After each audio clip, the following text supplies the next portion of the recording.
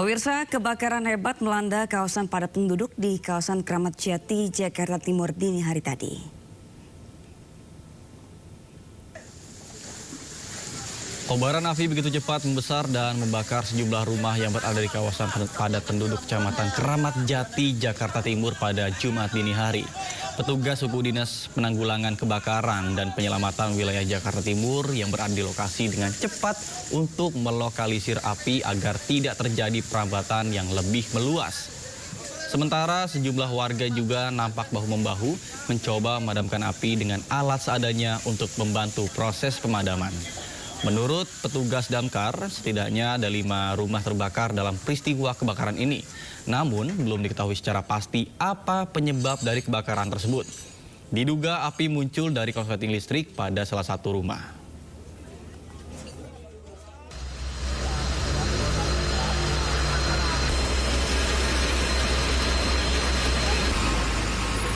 Kalau objeknya rumah dan materialnya memang bahan-bahannya mudah terbakar karena untuk bangunan itu banyak kan terbuat dari.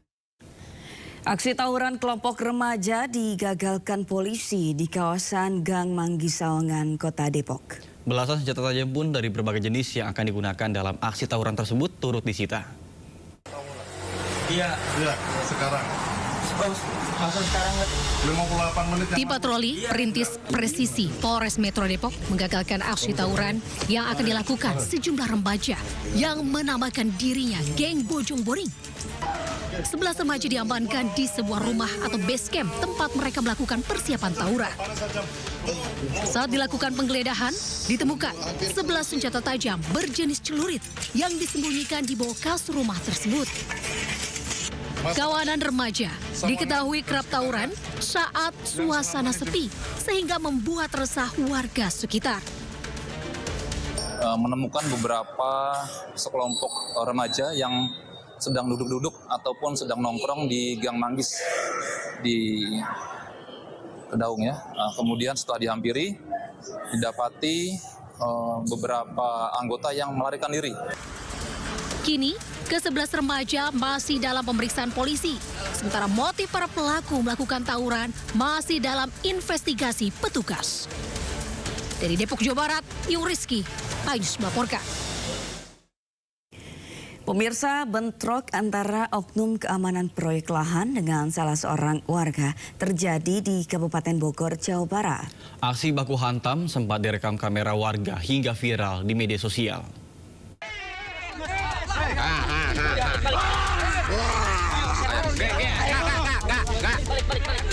Aksi baku hantam terjadi antara warga dengan pihak keamanan di sebuah lahan garapan di Desa Sukajaya, Kecamatan Taman Sari, Kabupaten Bogor, Jawa Barat.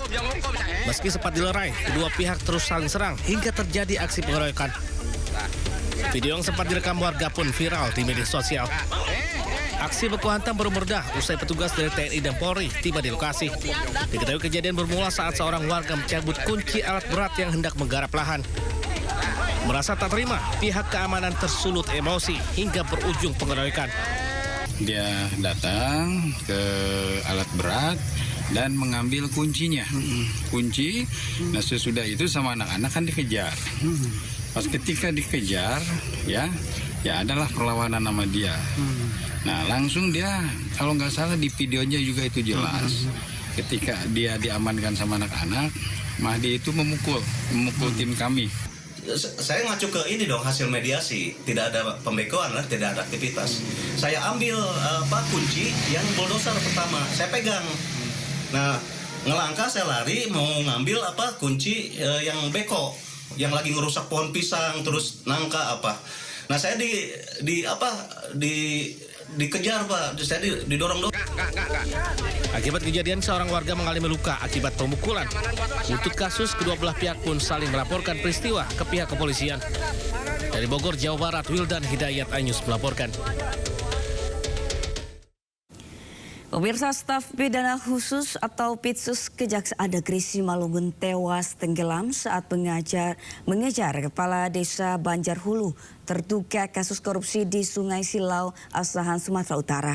Seorang warga yang ingin menyelamatkan pegawai kejaksaan juga turut tenggelam. Mbak, Diambilnya itu satu. Ke tengah pula itu, aduh. Inilah video amatir yang merekam detik-detik saat staf pidana khusus Kejaksaan Negeri Simalungun hanyut saat berusaha mengejar terduga korupsi Kepala Desa Banjarhulu, Simalungun di aliran Sungai Silau, Asahan, Sumatera Utara. Wah, lompat. Melihat staf Itsus, kejaksaan yang hanyut terbawa arus, seorang warga sekitar berenang berusaha menolong korban. Naas, Fahri, 42 tahun, warga yang akan menyelamatkan staf Itsus, justru turut hanyut, diduga kehabisan tenaga saat proses penyelamatan. Sementara kepala desa yang nyaris ikut tenggelam berhasil diselamatkan. Tim SAR gabungan terus melakukan pencarian terhadap kedua korban dengan melakukan penyusuran aliran Sungai Silau. Sebelumnya, pihak kejaksaan akan melakukan pemanggilan kepada kepala desa dan bendahara desa Banjarhulu di sebuah kafe pinggir sungai terkait dugaan kasus korupsi dengan kerugian negara lebih dari 300 juta rupiah. Namun, melihat pihak kejaksaan tiba di lokasi, kepala desa melakukan perlawanan dengan menceburkan diri ke sungai. Petugas berusaha mengamankan pelaku, namun salah satu petugas hanyut terbawa arus sungai. Perkara apa? Tidak pidana korupsi, juga tidak pidana korupsi. Yang mana kepala desa? Oh ya, kepala desa. Ini kayaknya suatu perlawanan. Pak Ngulu lari katanya langsung ke sungai, langsung dikejar sama yang bersangkutan. Kini, Kepala Desa Banjarhulu yang sempat melarikan diri telah diamankan ke kantor Kejaksaan Negeri Simalungun. Sedangkan tim SAR terus melakukan pencarian terhadap staf Itsus dan warga yang tenggelam hingga 7 hari ke depan. Dari Asahan, Sumatera Utara, Ulil Amri melaporkan. Pemirsa, data korban yang sudah ditemukan terus mengalami pergerakan hingga Kamis sore. Data sementara berubah dari 36 orang menjadi 34 orang lantaran adanya nama ganda.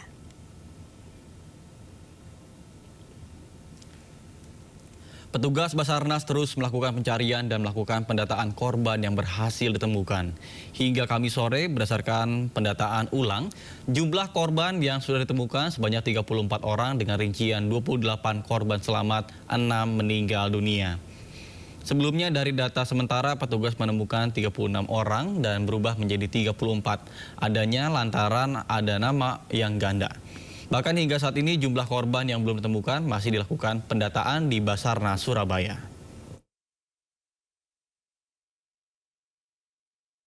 Sebanyak 31 penumpang KMP Tunu Pratama Jaya yang tenggelam di Selat Bali masih dalam pencarian. Polda Jawa Timur menerjunkan 6 kapal patroli, Pol Airut, serta 1 helikopter untuk membantu proses pencarian para korban.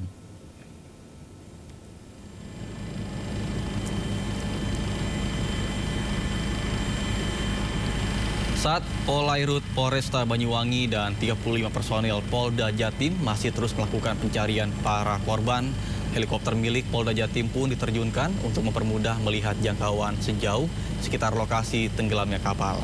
Sementara menurut data terakhir dari Posko Operasi SAR dan Potensi SAR Gabungan di Pelabuhan Ketapang, sebanyak 28 orang penumpang kapal telah ditemukan selamat dan 6 korban lainnya meninggal dunia. Bahkan hingga kini tim SAR gabungan masih terus melakukan pencarian 31 orang korban lainnya.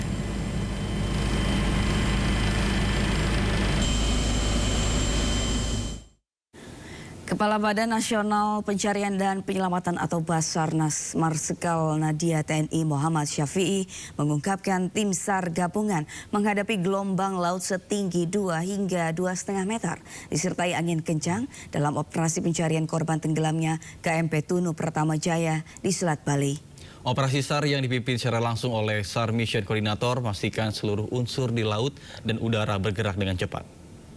Terkait dengan kendala yang dihadapi para tim SAR karena ini kejadian ada di laut, yang pasti kondisi laut itu sendiri mulai dari ketinggian ombak, kemudian kecepatan arus itu menjadi salah satu pertimbangan sebenarnya. Kita belum mengatakan ini menjadi kendala yang menyulitkan.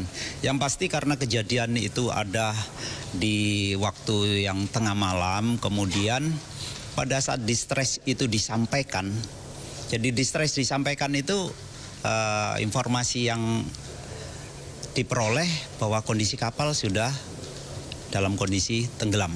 Jadi mungkin itu yang dihadapi, sehingga pada saat kejadian malam itu sampai dengan pagi hari sebenarnya kendalanya ya kondisi cuaca tengah malam, kemudian di situ ada ombak dan juga arus. Sehingga secara tidak langsung pada saat korban-korban yang kita temukan ini ternyata posisinya sudah bergeser lebih dari 12 nautical mile dari titik yang diperkirakan tenggelamnya kapal. Mungkin itu. Luas pencarian sampai saat ini, Pak? Luas. Jadi dalam konsep operasi memang pertama kita yang menjadi acuan adalah titik lokasi. Kemudian pada saat kita mengetahui bahwa di situ faktor arus laut itu menuju ke selatan, pencarian kita akan kita lakukan ke arah selatan. Kemudian karena kita target utamanya kita berupaya untuk menyelamatkan korban yang dimungkinkan masih hidup, sehingga kita membuat jaringan mulai dari unsur-unsur yang ada di laut termasuk seluruh penduduk yang ada di tepi-tepi pantai. Dan terbukti mayoritas korban yang ditemukan karena dibantu oleh para nelayan-nelayan yang ada di posisi tersebut. Dan kita akan terus mengembangkan untuk operasi bersama-sama dengan seluruh potensi yang ada. Jadi kalau bicara masalah luas wilayah cover, kita akan melaksanakan sampai di 194 nautical mile per square. Itu kalau di kilometer persegi berapa kira-kira Pak jauhnya? Kita kalikan 1,9 kira-kira atau 1,8 sekian itu, hampir ke 1,9. Oke. Pak, ini kan jalur tersibuk, salah satu jalur sibuk yang menghubungkan Bali dan Jawa. Nah, dalam proses pencarian ini apakah akan menghambat jalur lalu lintas nantinya, Pak? Saya rasa pola operasi akan disesuaikan dan justru kita mengharapkan lalu lintas yang melintas di situ ikut menjadi bagian yang akan membantu kita. Jadi dengan adanya kejadian itu kita broadcast kepada siapapun yang menggunakan alur laut ini untuk ikut bersama-sama. Dan itu sudah menjadi ketentuan. Pada saat ada emergensi, siapapun yang di situ justru kita manfaatkan untuk membantu kita. Jadi saya rasa bukan menjadi halangan. Apakah ada komunikasi khusus atau ada semacam comment center atau pusat informasi di mana masyarakat yang melintas di jalur tersebut atau kapal yang melintas di jalur tersebut bisa menginformasikan ketika mereka menemukan korban? Oke, saya sampaikan bahwa pada saat SMC itu dibentuk, jadi posko utama ada di SMC di Ketapang. Di sana ada kantor SAR.